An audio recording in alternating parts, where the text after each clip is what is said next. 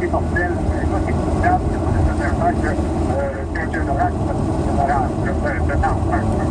Et nous, on sait tout ça. Alors, évidemment, il y a une certaine part de danger qui sont cachés, mais on est extrêmement prudent. Comme je réponds toujours, des femmes et des enfants, j'ai bien entendu l'histoire. Oui, je comprends. Patrick de Bellefeuille, est-ce qu'il y a autour de vous, qu'est-ce que vous voyez? Est-ce qu'il y a beaucoup de dégâts matériels? Est-ce qu'il y a une présence militaire? Alors, non, on n'a pas vu de présence militaire, on a une présence militaire qui aide de qui dirige. Donc, c'est ce qu'ils arrêtent de besoin d'aide pour s'installer.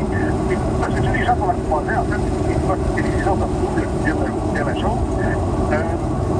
Là, lorsqu'on a vu de la dévastation physique, parce qu'il n'y avait pas beaucoup de gens, il n'y a pas eu d'inondation comme celle de Melbourne et de Cap-Canaveral, qui est étonnant parce que ce genre de système-là a tendance à des 100 mm et poser des problèmes. Sauf que là, on confère avec une équipe de météorologues en post-Montréal, on a entendu qu'il y avait possibilité entre Daytona et Jacksonville, qu'il y ait des quantités tellement importantes que là, je suis certain qu'on aurait des inondations, peut-être pas des vents aussi forts pour les jours de cette nuit, mais certainement de très importantes inondations. Donc là, on est en recherche d'essence, parce que la moitié de la Floride est fermée. Une fois que l'essence est poussée, on descend vers Pittsburgh, vers les Dolomites.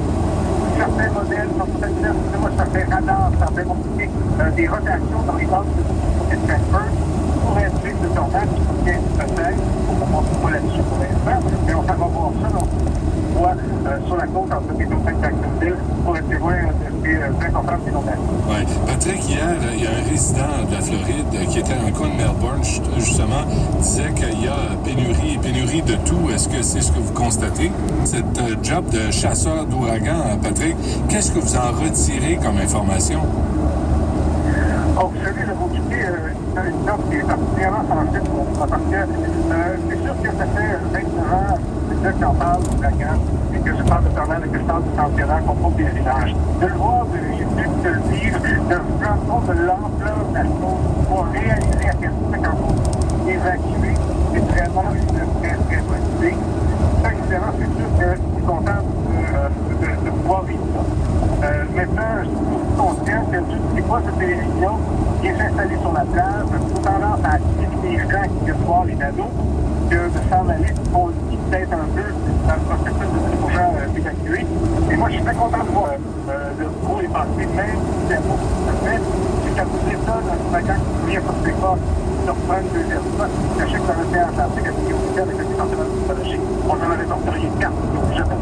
Ah oui, très bien. Bien, écoutez, soyez prudents. Merci beaucoup de nous avoir parlé, Patrick. Merci à vous, M. Merci. Au revoir. Patrick de Bellefeuille, qui est présentateur et spécialiste des changements climatiques chez Météo Média, présentement en Floride, comme vous l'avez entendu. Il y a aussi Harold Isaac, qui est un Montréalais qui se trouve en Haïti, à Port-au-Prince, au Ferreur. Monsieur Isaac, bonjour. Bonjour, M. Dupuis. Bonjour. Alors, quel est l'état de la situation, M. Isaac? On parle d'au-delà de 570 morts. Le bilan ne cesse d'augmenter. C'est encore une catastrophe qui frappe Haïti. Oui, effectivement. En fait, ce chiffre de 572, c'est après la combination de part et d'autre, mais le chiffre officiel est pas fort, 271, jusqu'à ce matin. La chef du service de protection civile, Mme Matin journaliste. C'est beau! C'est beau! Que ça va aller bien plus haut que ça. Parce que, pour la des bonnes raisons, et contrairement à ce que Jean-Benoît est en train de dire en termes d'évaluation en Floride, ici, les gens disaient jusqu'à la dernière minute que ça allait très bien. Donc, dans le fond, il y a beaucoup de gens qui se sont mal déplacés. Et puis, le caractère extrême de cette tempête, comment elle est passée dans le sud du pays, maintenant, on découvre les